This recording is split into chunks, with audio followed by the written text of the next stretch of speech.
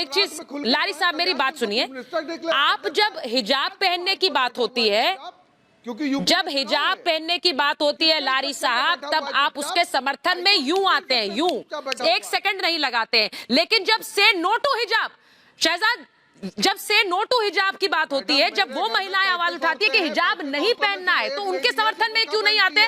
वो भी तो अपने अधिकारों का इस्तेमाल कर रही है, क्योंकि that suits you sir, that suits you Lari साहब। यहाँ अंबर जैदी बैठी हैं, वो कह रही है से नो टू हिजाब, तो आप उनका समर्थन क्यों नहीं करते हैं? उनका अधिकार नहीं है क्या? उनका अधिकार नहीं है, वो नहीं, वो अपना अधिकार का इस्तेमाल कर रही है, वो कह रही है मुझे हिजाब नहीं पहनना, आप उनके समर्थन में क्यों नहीं उतरते?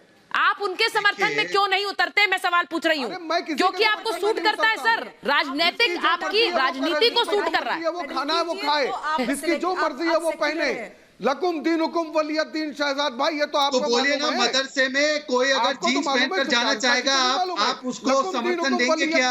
बोलिए कि मदरसे में जीन्स पहनना अलाउड है। अगर स्वेच्छा की बात है ना, ठीक है, कि जिसको जो विकल्प लेना है वो ले, मैं एक बार बताइए, इस फॉर्मूले को अपनाओ। मैं एक बार बताना चाहती हूं कि आज कोर्ट में जो याचिका करता है, यानी कि जो कोर्ट में बातें रखी गई उनकी तरफ से, अंबर, शहजाद जी, मैं एक बार बता रही हूं, लारी साहब जरा सुन लीजिए, अतीकुर रहमान साहब, कि आज कोर्ट में क्या बातें रखी गई, क्योंकि मैं अपने दर्शकों से भी बात कर रही हूं, उनसे भी सब बात कर रही हूं।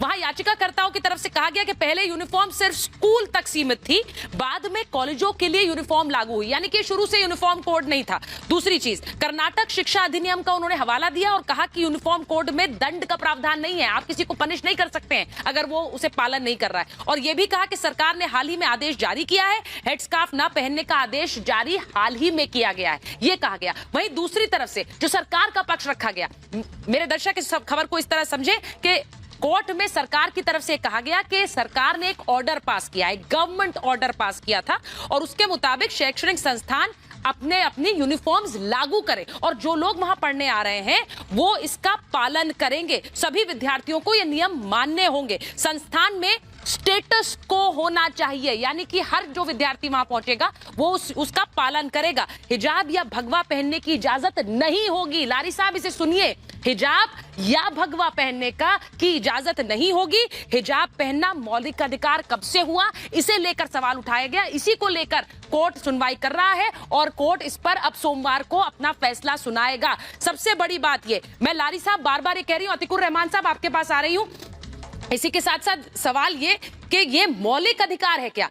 ये मौलिक अधिकार है क्या? क्योंकि ये सवाल आज कोर्ट में गूंजा है, कोर्ट में पूछा गया। मैं आपके पास आऊंगा अतीकुर रहमान साहब, उससे पहले डॉक्टर शमीना बेगम भी जुड़ी हुई है हमारे साथ। मुस्लिम लॉ में क्या लिखा है? डॉक्टर शमीना, आपको मेरी आवाज आ रही है? हमको मुस्लिम लॉ के अकॉर्डिंग काम करने की डॉक्टर शमीना बेगम, आपको मेरी आवाज है? लारी साहब आपका नाम नहीं है ना शमीना बेगम?